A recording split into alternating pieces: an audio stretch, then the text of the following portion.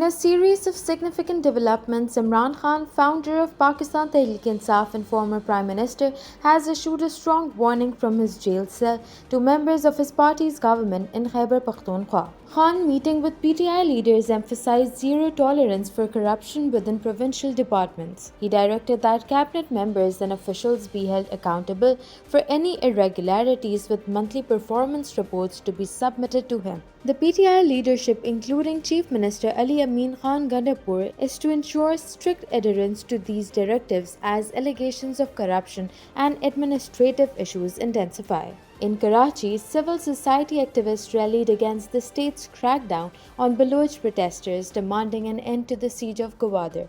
Protesters, including members of the Sindh Commission on the Status of Women and academics, condemned the alleged mistreatment and arrest of Baloch activists. They criticized the government's response to peaceful protests and the ongoing issue of missing persons. Demonstrations outside the Karachi Press Club highlighted the broader discontent with the authorities' handling of Baloch issues, and protesters called for transparency and accountability from the state. Meanwhile, the National Emergencies Operations Center has issued warnings for severe weather across Pakistan. Rainfall and thunder showers are forecasted in southern and northeastern Punjab and Sindh, with urban flooding likely in these areas. The National Disaster Management Authority has advised residents to take precautions such as sealing roofs, clearing drainage systems, and avoiding flood-prone areas. The NDMA has also launched the Pak NDMA Disaster Alert app to provide timely updates and guidelines. The MET office predicts more rain and windstorms across various regions including Punjab, Sindh and Balochistan. An Israeli airstrike on a school sheltering displaced Palestinians in Gaza City's Sheikh Radwan neighborhood has resulted in at least 10 fatalities. The strike underscores the ongoing violence in Gaza, where civilian casualties continue to rise amid escalating conflict. In response to the intensifying regional crisis, Egypt has expressed deep concern over the escalating situation. Foreign Minister Badr Abdulathi reassured Lebanon of Egypt's support during a phone call with his Lebanese counterpart.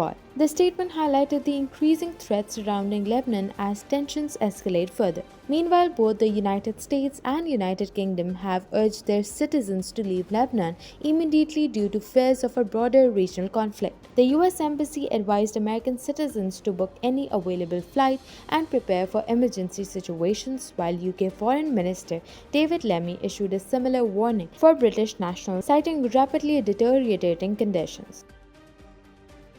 In a recent Truth Social post, Donald Trump announced he agreed to a debate with Vice President Kamala Harris proposed by Fox News for September 4th.